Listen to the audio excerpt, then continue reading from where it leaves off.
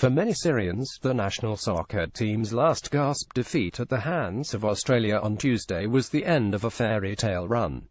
After 6 years of brutal civil war, it looked for a short while that Syria might reach next year's World Cup for the first time in its history. But in the final minutes of overtime, the dream was snatched away. For some Syrians, however, Australia's winning goal was a cause for celebration. They had spent every game during this qualifying campaign cheering Syria's opponents. Most people who are affected by this war don't want the Syrian team to win, said Abdulkafi Alhamdu, a 32-year-old teacher living in western Aleppo. We cannot call it the Syrian team, it is Assad's team, he added, referring to Syrian President Bashar Assad. More than 400,000 people have been killed and 5 million displaced in Syria's civil war, which began after the government used the army to put down mass protests against Assad's rule. The United Nations says the government has used chemical weapons more than 24 times during the course of the war. Both rebels and government forces have been accused by rights groups of indiscriminate bombing the government on a much larger scale. Syrians wave the national flag as they watch on a screen the 2018 World Cup qualifying soccer match between Australia and Syria at the Umayyad Square in Damascus, Syria on October 10, 2017. Photo Youssef Badawi, European press photo agency ISM hoped that the team's World Cup run might bring the country together. Due to the security situation inside Syria, the team was forced to play their home games in Malaysia. They won a string of unexpected victories against bigger teams. Even Syrians who had fled the home country packed cafes here in Beirut.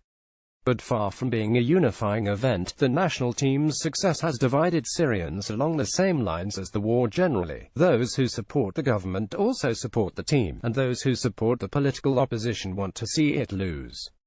When Syria drew with Iran in the previous round to set up a playoff game against Australia, there were celebrations on the streets of the capital, Damascus, and silence in opposition areas. Alhamdu says the government has used the team as a propaganda tool and exploited its success to burnish its own image. Assad wanted to use the team's victories to make political victories for himself, so, when they lost we saw it as Assad losing, when they won we saw it as Assad winning, he said. Supporters of the government and the team say politics has nothing to do with it. Ali Hamdan, a dental student from Tartus, in Syria, flew to Australia to watch the game on Tuesday. If these just searched the team squad, they would found that Firas Al-Khatib, the team's top player, was from the opposition.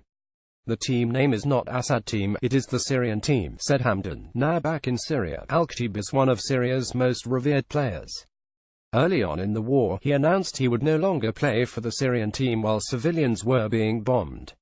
He later had a change of heart after being offered amnesty by the government and rejoined the team.